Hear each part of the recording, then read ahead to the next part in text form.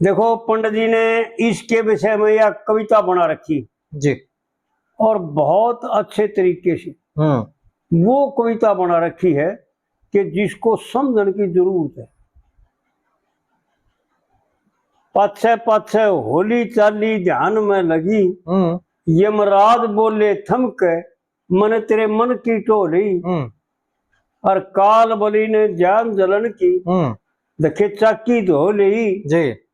और पति फर्ज की ईब तलक तने गठड़ी ढो ली, और बेशक उल्टी फिर जा तुम पति फर्ज से उर्ण हो ली। तेरा यहां तक चलना बहुत तू सत की शान में लगी जी। यानी यमराज ने भी सती सावित्री को यूं बता दिया कि तू सत्यवती है, तेरे मुकाबले में और सत्य कोई हो नहीं सकता। जी। ऐसा है ना? हाँ जी।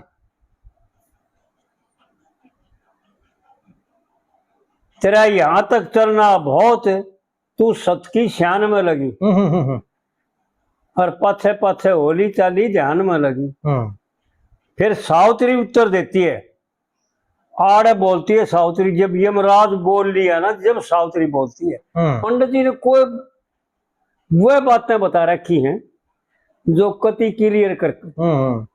तप व्रत भजन मेरे गुरु का कथन, मैं उस ज्ञान को लगती, और कुछ कृपा है प्रभु आपकी, मैं व्यर्था नहीं भक्ति। और जिस मार्ग से जा मेरा पति, जिस रास्ते जा मेरा पति, वो रास्ता तकती, पति के संग चलते मेरी गति रोक नहीं सकती।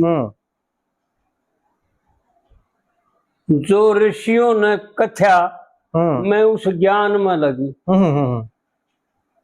असल में क्या है कि आज मैं एक कविता देखूं था, पर भाई कुछ समझ में नहीं आई। कविता तो बहुत गजब की है पंडित जी की, तारातल के खिस्से की। हे महाराज जी होकर घाल मन है, तेरी बेटी ने तेरे चरण लिए। कविता तो बहुत बढ़िया, लेकिन वह देखी तो वो डाल पाई, उथल पुथल पाई, मारी समझ में ना आई। हमारे याद कुछ और बात है और उसमें पाई कुछ और बात। हाँ, वो छपाई में गड़बड़ हो रही होगी जी। हैं? छपाई में गड़बड़ हो रही होगी। हाँ, गड़बड़ भी गड़बड़ कर रखी, कुछ का कुछ लिख रहे। फिर दूसरी कली में यमराज कहता है। हाँ, तीसरी कली में जी यमराज बोलता है, मित्रता का धर्म बताया, देखिए 7 कदम तक चलना, और उस धर्म को लेकर सत्य कहूं, मत नेम से टलना, और वनवासी करें धर्म कर्म, कुछ मांगते फल ना। वो बात बता रखी पंडित जी ने, जो समझ लेवा आदमी तो निहाल हो जाए जी, और शांत हो जाए और सुखी हो जाए। जो अपना कल्याण चाहते हैं वो बदले में कुछ चाहते नहीं, कुछ लेते नहीं जी। और जो फल चाहते हैं, अपनी कामना पूर्ण करते हैं, और तप भी करते हैं, यज्ञ भी करते हैं, दान भी करते हैं, सब कर्म करते हैं, लेकिन उनसे संसारिक कामनाएं पूर्ण करते हैं, उनका नाश हो जाता है, वो पाप में चले जाते हैं। हाँ जी। वनवासी करे धर्म कर्म, कुछ मांगते फल ना, और तत्वदर्शी ज्ञान से चाहते ना हिलना।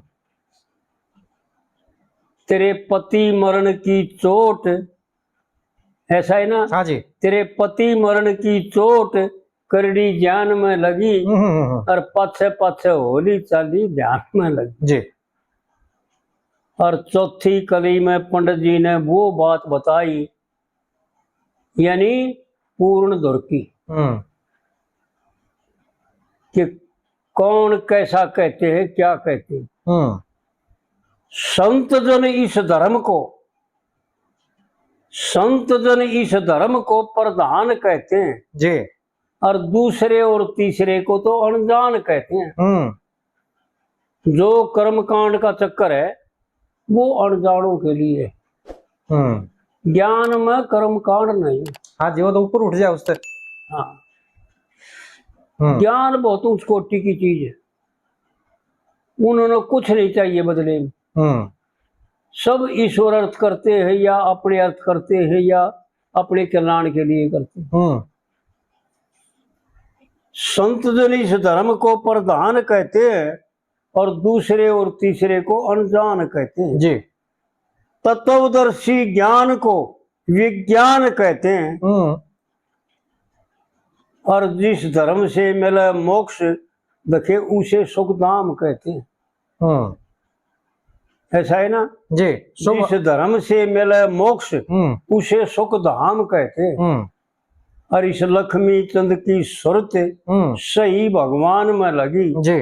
अपनी भी यूं आड़ पंडित जी ने यूं बता दिया कि वो बेकूफो तुम समझ देखो नहीं, तुम थारी समझ में भी नहीं आवा।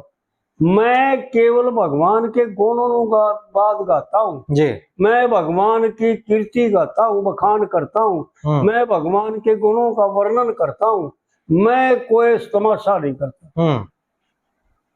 और ऐसा बताते हैं कि हमने उसके घरवाली से दादी से पूछा भी जा करके जी कि हे माता यूं बता पंडित जी पैसे कितने लिया करते, बहुत कमाए होंगे पीछे तो उन जमाने में। तो उन्होंने यूं बताया भाई ना हमारे 2-2.5 किले तो घर के थे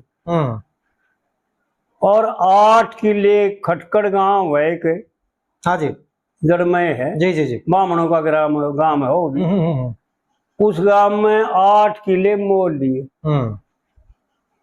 भाई। ये पीछे तक कमाए थे पंडित जी ने। और फिर पंडित जी ने कोई पीछा नहीं लिया घर में और ना हाथ में लिया पीछे जी। और दूसरे बड़े बुजुर्गों से जो उनका तमाशा देखा करते, हमने बहुत पहले, क्योंकि ये बातें बहुत पहले चलती आऊं भाई, पंडित जी ने हाथ में पीछा नहीं लिया करते। भाई ने कहा करते भाई ये पीछे तो भाई फेर हो जाएंगे लेकिन ये बात फेर नहीं आऊं। हाँ। ऐसा कहते बताओ बिल्कुल।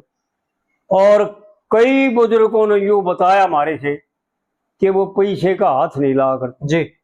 और गाड़ दे दिया करते भाई सुन लो छोरी तो फिर पाचर होगे। इतने छोले थे 6 बार जनता जब लोग बीच में विघ्न करते। हाँ जी। तो पंडित जी ने जो वर्णन किया है ना वो केवल परमात्मा का वर्णन किया है, केवल कल्याण के लिए बातें कही हैं, ना कि पाप कर्म के लिए कही जी। इस कविता में पंडित जी ने यूं दिखा दिया कि यमराज मजबूर होकर तो सावित्री को बोलिया और सामना आना पड़ा जी। बहुत गजब की बातें समझने की जरूरत है भाई। उनका तो कुछ बिगड़ता नहीं भाई, जो खड़े हो जाए और एक ने पकड़ के खुट्टी ने पकड़ कर उड़े शर ला ले, उनको तो कुछ प्राप्त होगा नहीं। लेकिन अपनी बुद्धि से विचार करो कि अगला कितना मजबूर हो गया। हाँ। जब सावित्री बोली नहीं यमराज से और पीछे बहुत दूर जा रही थी, कई कविता में दिखाया तू थकी हुई, हाँ, कमजोर घड़ी मैंने दया सी आवस है जी। बहुत जगह पंडित जी ने ये बात दिखाई है कि वह यमराज से बोली नहीं गलियां हो रही। और कई डोडी पार करके जब यमराज ने बोलना पड़े, जब वह पीछे आए गई मजबूर होकर बोलना पड़ा जी। नहीं तो वहां से तो इस मृतलोक से तो लेकर चले गए जी जी जी। हाँ लेकर चल पड़े थे वो तो। हाँ जी। मृतलोक से पार करके मेरे ख्याल में तो 2-3 डोडी पार कर गई थी, वरनु देवता ने भी पार कर गए थे और अग्नि देवता ने भी पार कर गए थे। जब यमराज ने बोलना पड़ा जी कि भैया तो कोई और चीज है, इसको तो समझाना पड़ेगा। पहले यमराज को यूं ज्ञान हो गया था कि यमराज के दूत जब आए जो सत्यवान को न ले जा सके, नजदीक नहीं आए सावित्री के तप के कारण, और जाकर के यूं बताया उन्होंने कि महाराज हमारे बस की बात नहीं। हाँ जी। वहां एक सती औरत है और वो जो है ना इतनी तेज है कि हम उसके नजदीक नहीं जा सकते उसकी तेज की वजह से। तो यमराज आए, नहीं तो यमराज आते ही नहीं। पहली बात तो यह है। और आए भी तो सावित्री नहीं बोली, यमराज ने मजबूर होकर बोलना पड़ा और उसको समझाना पड़ा और वर देने पड़े। जैसा मांगती गई वैसे वर देने पड़े जी। अपने पिता का भी 100 पुत्र मांगे, अपने सास ससुर का नेत्र मांगे और बल मांगया और राज मांगया और अपने पुत्र मांगे। तो समझना चाहिए कि भाई ताकत का आगे सब क्यों झुकता है। भगत भगवान क्या, भगवान भगत का आगे झुक जाता है। हाँ जी। एक वाणी का आगर संत वाणी है एक,